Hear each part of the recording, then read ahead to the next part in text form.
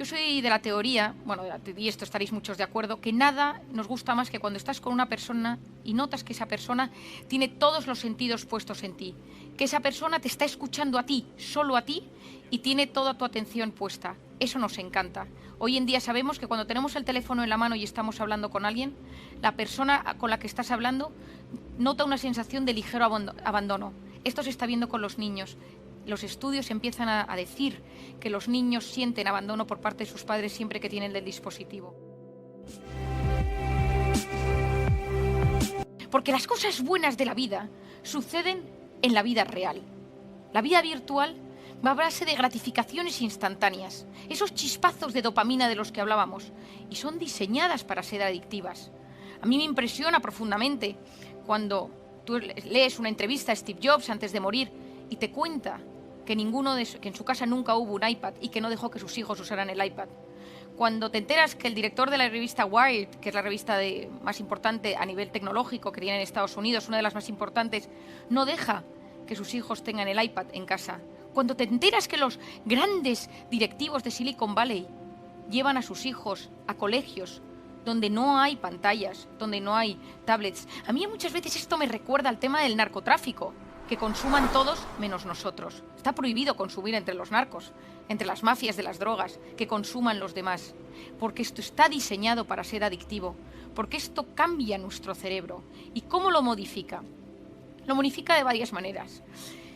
Tenemos que entender que nos encontramos en un momento de la historia, como hablábamos hace unos minutos, donde estamos en la era del exceso de información y de la falta de formación. Es decir, nunca en la vida hemos recibido tanta información a la vez. Estamos abrumados por la cantidad de información que nos llega a los sentidos. No somos capaces a veces de discernir lo que está bien de lo que está mal.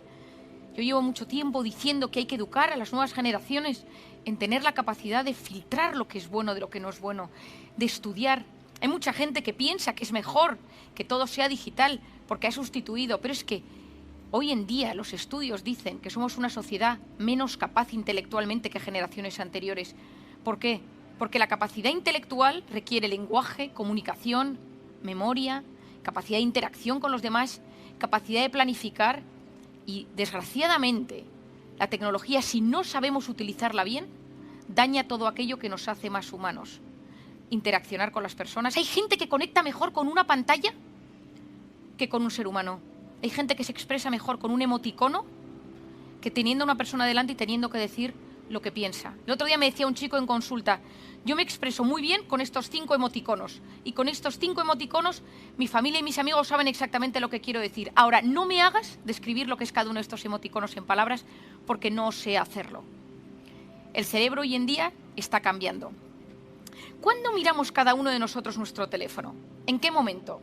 En 3 circunstancias, generalmente. La primera es cuando trabajamos, la dejo aparte, y hay otras 2, que son el estrés y el aburrimiento.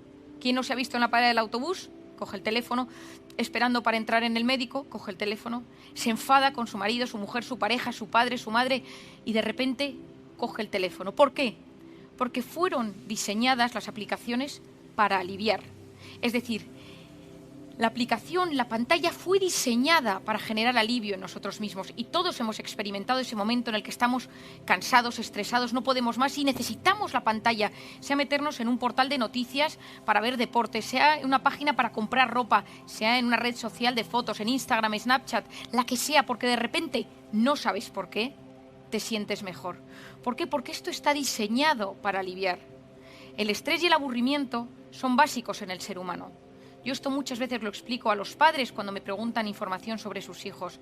Y una de las cosas que les digo, que para mí es súper importante, es que las personas que hoy en día triunfan en la vida, y cuando digo triunfan es que son dueños de su vida, que mantienen un cierto equilibrio interior, que conectan de forma sana con lo que les sucede, son las personas que saben gestionar su estrés y su aburrimiento.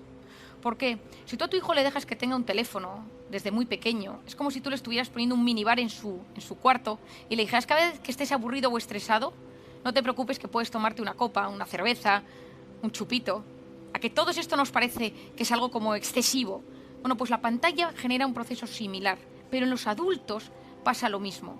Si nosotros utilizamos cada vez que estamos estresados y aburridos el teléfono, la pantalla, suceden 2 cosas. La primera es que generamos una sociedad con una nula tolerancia a la frustración, porque quiero algo y lo siento, quiero sexo y tengo Tinder, quiero pornografía y tengo cualquier aplicación de pornografía, quiero compras y tengo compra online que me llega al día siguiente, tengo Amazon Prime, quiero comer y tengo una comida que en 20 minutos me llega a mi casa. No sé esperar, no sé aburrirme, no sé posponer la recompensa.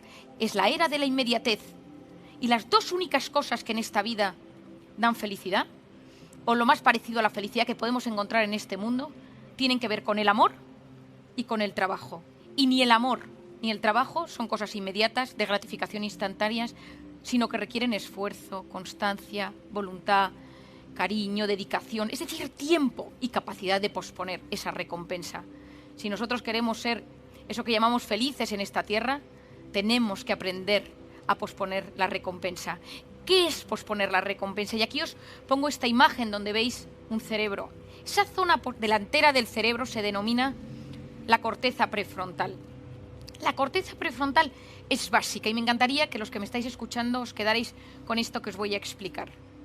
La corteza prefrontal es la zona que se encarga de la atención, de la concentración, de la resolución de problemas y del control de impulsos. Es decir, se encarga de casi todo en esta vida. Es la que nos ayuda a tener fuerza de voluntad, es la que nos ayuda a prestar atención, es la que nos ayuda a superar las dificultades porque vemos las posibles soluciones. Cuando un bebé nace, la corteza prefrontal del bebé es completamente nula, es decir, es como si dijéramos inmadura. El cerebro se desarrolla desde la parte de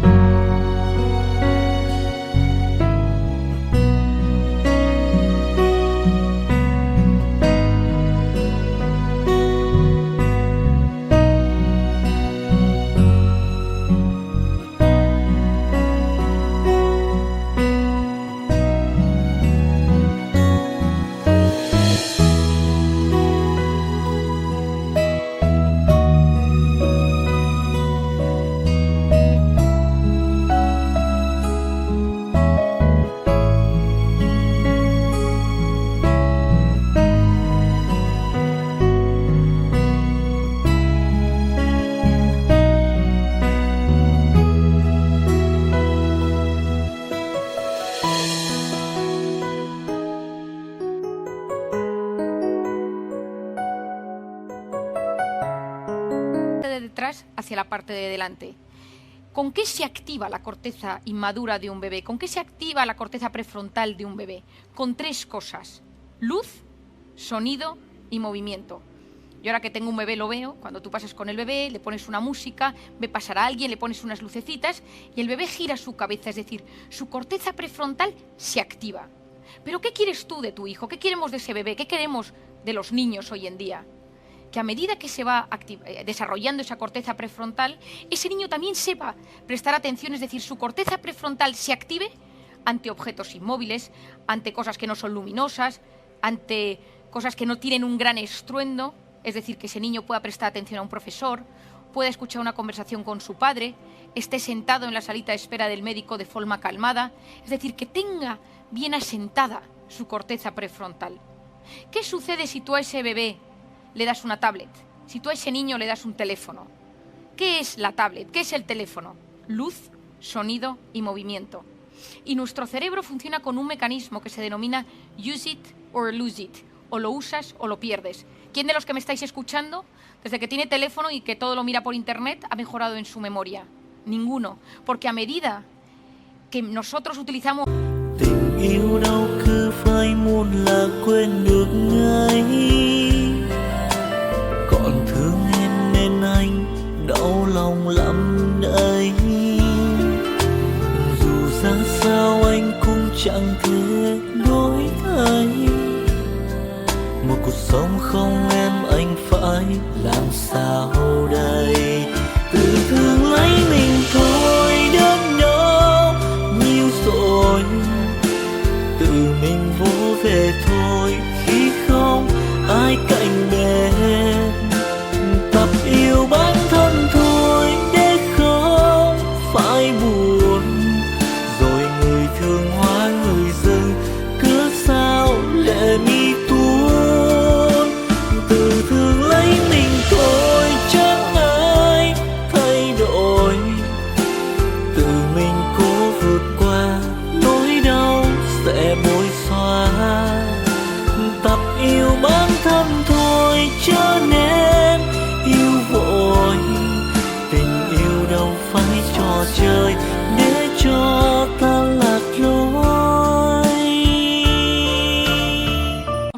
Internet, Wikipedia para todo, nuestro hipocampo, que es la zona del cerebro que se encarga del aprendizaje, se va haciendo más pequeño.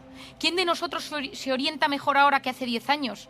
Ahora que tenemos Google Maps, Waze o cualquier aplicación para ubicarnos en el mapa. Ninguno. Porque nuestro cerebro, cuando menos lo estimulas desde dentro, las zonas de ese cerebro se empiezan a atrofiar y a funcionar peor. Pues con la corteza prefrontal sucede lo mismo. Si yo solo activo la corteza prefrontal con luz, sonido y movimiento externo, mi corteza prefrontal no va a madurar de la forma adecuada. Y lanzamos una generación, que es la generación que estamos viviendo, con nula capacidad de prestar atención, ninguna capacidad de concentración, con una enorme, con cero tolerancia a la frustración, con mucho descontrol de impulsos, y tenemos a un 10% de la población del primer mundo tratada psiquiátricamente con medicamentos para el trastorno por déficit de atención e hiperactividad. Déficit de atención y falta de control de impulsos. Es decir, falla mi corteza prefrontal. Es decir, esa corteza prefrontal que es básica para posponer la recompensa, para ser capaces de tomar decisiones, la vamos teniendo cada vez con un peor funcionamiento. Los que triunfan hoy en día son los maestros de la atención. El siglo XXI lo que tenemos son crisis de atención, donde no somos capaces de prestar atención. De hecho, lo que hoy en día mueve...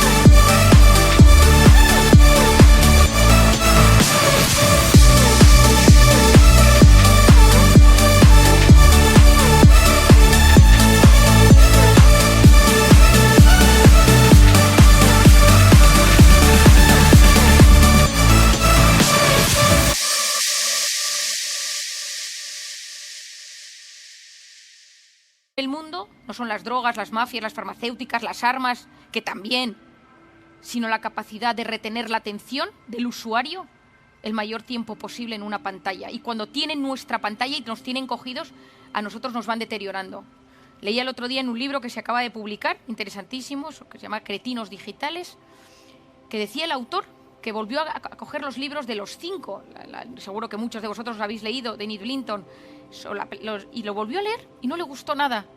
Y fue a buscar los libros que él tenía en su casa cuando era pequeño, y una de las cosas que vio fue que esos niños, que ese libro tenía un 40% menos de vocabulario, un 15% menos, habían reducido las frases para que la gente lo entendiera peor y mejor, y habían quitado las descripciones, porque los niños no se paraban a leer las descripciones. Ojo con lo que estamos haciendo.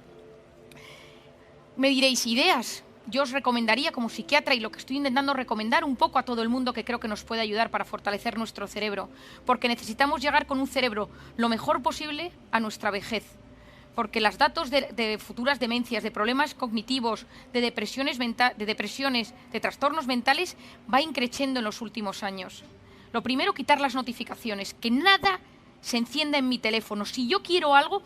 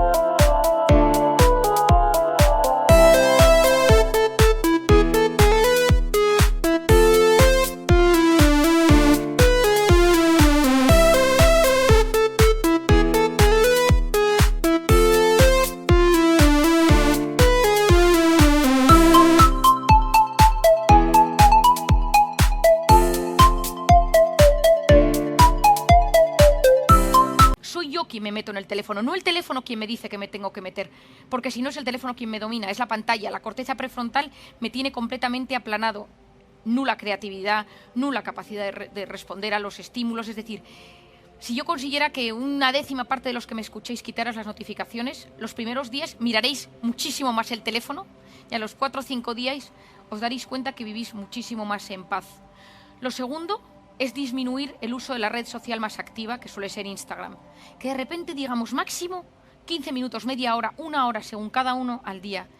¿Por qué? Porque nadie se mete en Instagram para mirar una foto en particular de una cosa, sino que está diseñada para engancharnos cada vez más. Ya sabemos que a través de la dopamina, de la gratificación instantánea, que está diseñada para ser así. La tercera es intentar poner de vez en cuando el modo avión. Yo soy de la teoría, bueno, y esto estaréis muchos de acuerdo, que nada nos gusta más que cuando estás con una persona y notas que esa persona tiene todos los sentidos puestos en ti, que esa persona te está escuchando a ti, solo a ti, y tiene toda tu atención puesta. Eso nos encanta. Hoy en día sabemos que cuando tenemos el teléfono en la mano y estamos hablando con alguien, la persona con la que estás hablando nota una sensación de ligero abandono. Esto se está viendo con los niños. Los estudios empiezan a decir que los niños sienten abandono por parte de sus padres siempre que tienen el dispositivo. Seamos capaces de soltarlo para dar buen ejemplo a nuestros hijos y que noten que estamos con ellos. Para eso, una de las frases que más repetí en el confinamiento fue: si no puedes salir fuera, métete dentro. Y analiza tu interior, conecta con tu interior, medita, reza si tienes creencias, busca lo mejor que llevas dentro. Hoy en día todo está fuera, no tenemos tiempo para frenar, para parar, para analizar nuestro interior. Y muchas veces, si cortamos esa hiperestimulación, ese exceso de información que nos llega, alcanzamos la serenidad. Y no conozco a nadie, yo he leído mucho a lo largo de mi vida, que haya descubierto nada importante en un momento frenético de hiperactividad o de hiperestimulación. Tanto alguien que estaba debajo de un árbol y vio cómo caía una manzana, Aristóteles paseando por los jardines de Grecia. Todos los grandes descubrimientos de la historia han sido en momentos de paz, de serenidad, en momentos de calma. Quien logra serenidad en lo pequeño adquiere fortaleza para la adversidad.